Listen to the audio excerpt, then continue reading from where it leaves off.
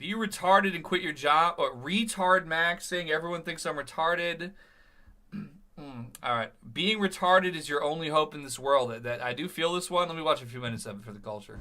Brothers, welcome back, baby. We gotta freaking talk, man. What can I say? Listen, you really should feel like, just as a man, that you can turn a lesbian straight. You should feel like you should be feeling that. You should tell your girl. Sometimes I tell my girl, baby, I'm gonna run for mayor one day. She actually believes me. She really does. And I believe myself. Because I think, well, if I really decided to go it, of course I could win the people. Of course I could get everyone hyped up. Listen, people, listen, this is what I'm gonna do for you. I'm gonna do a lot of good stuff for you guys. Don't even worry about it. I'm here. It's fine. You know, I believe that shit. What else, man? Oops. You know, you gotta believe that you could just bust a nut. That you could just bust a nut and go full Genghis Khan. I mean, that's pretty agreeable, though. I watched. I think when we used to watch him, he did like 7-minute videos. That was a couple years ago. Now he does 65-minute long videos. I'm sure he's making good money to do it, so I could respect it. But I'll watch a little more here. Full Genghis Khan and just have like 100 children, and some of them might end up in the wild. Some of them might end up homeless. You might meet him on the side of the road one day. It's just a homeless guy, but it's really your son.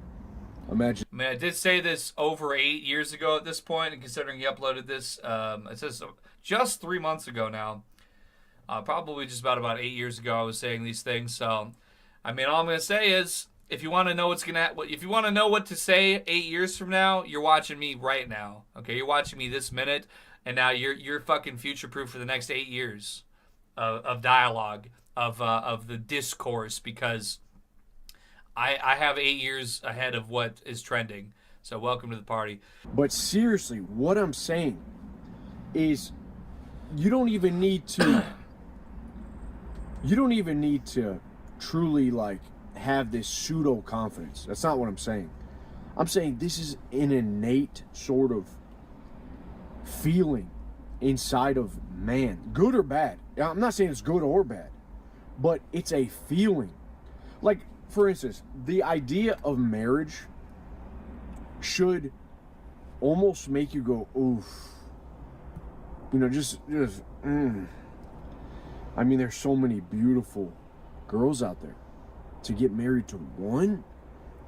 Again, I know you guys are a bit of the midwit, which on this channel we're retardmaxxing, so we call the midwit the idiot. Because you guys think too much instead of feeling. So feel what I'm saying. Don't think too much. Feel what I'm saying, and you'll feel it in your bones.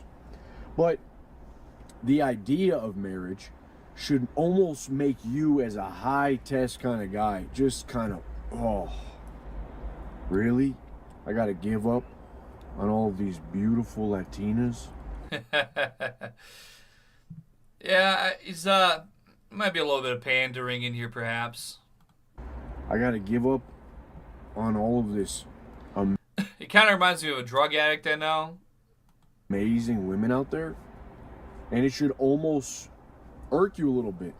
But then you maybe decide to get married because something kicks in. It's like, yes, this makes sense, right? This makes sense. Well, you know what? As much as I've traditionally championed this stance and agreed with it, also at the same time, marriage can be a very powerful tool for persons of means, persons of status. You know, like in the ruling class, marriage is the it's a that's what the black Hebrew Israelites and shit would say. They say, "Man, marriage a business, folk. Man, marriage really a business, you know." Because, but I think that there's something to be said about that too.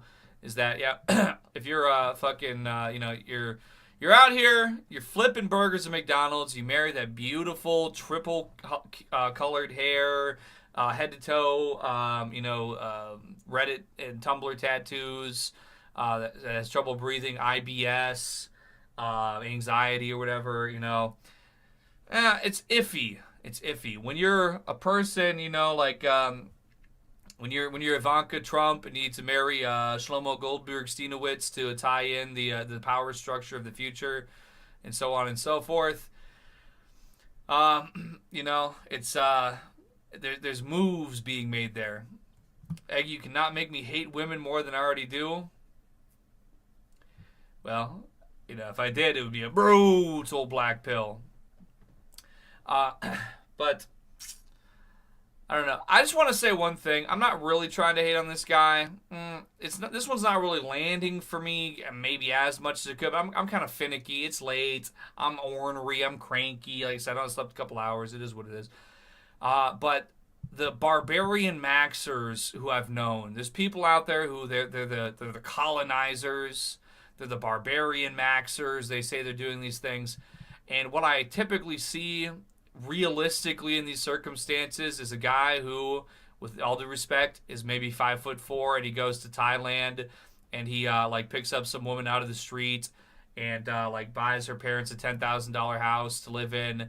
He's like, yo, bro, I'm fucking colonizing, dude. Yo, this homeless woman from Chiang Mai, that's my first wife. First out of a million. Yeah, and I know I'm 28 years old and I've been using roids and and doing cycles for the last 8 years and to get this started for Zeke. But bro, I just colonized.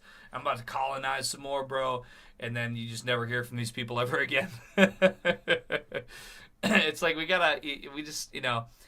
it sounds very haterish, but I just have this thing where I feel so much a need for to keep it real too at the same time, because we don't get anywhere, we don't make progress, we don't find what we're looking for to sort of.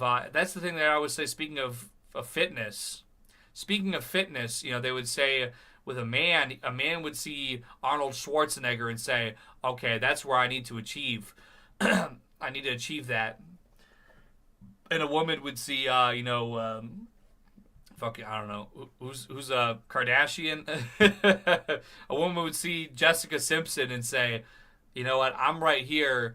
She needs to get to where I'm at. She needs to be brought down to my level.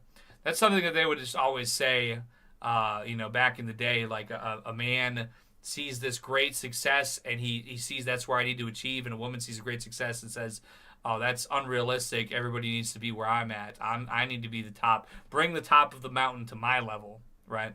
Is what they would say back then. I don't think he's actually advocating Genghis Khan maxing, just a mindset. He has a long-term goal and stuff. I mean, hey, yeah, if you're high test, you have a high libido, you want to fuck everything that moves, and I don't know. I think I just really am a hater, I don't want to be exactly. It's not what I want to do. It's not my prerogative. But I've just seen guys go on these runs like this. Like maybe it's their first cycle or whatever it is that they've got an increased libido for some reason. They just start fucking all the Pizza Hut cashiers, and they just it makes them go mad with power. And then they get AIDS. And then they get so humbled and they start going bald, and they it crushes them because it's like they're trying to get the gold medal, at the practice, they're at the rehearsal trying to pick up the fake gold medal and claim it like the real gold medal. They get this big boost, this big fish in the little pond sort of capability. And it fucks their mind, and I get it. I mean, if I could have definitely have seen myself in that same position had I had those certain sorts of forms and functions. But looking at it now, as a middle-aged man looking back, I mean, even for the slayerist slayers, I mean, you could have prime chicks, you could have prime desirable envy-driving women. But they come and go. You know what I mean? They come and go, and once they're gone, then what? You know what I mean? They're 10 years behind you now, then what? Are you still cycling? Are you still, I said I'm going to burn my flame twice as bright, so I'm ready for my heart attack now? You're sitting around waiting for your fucking heart to explode because your levels are all fucked up, and, what do you got?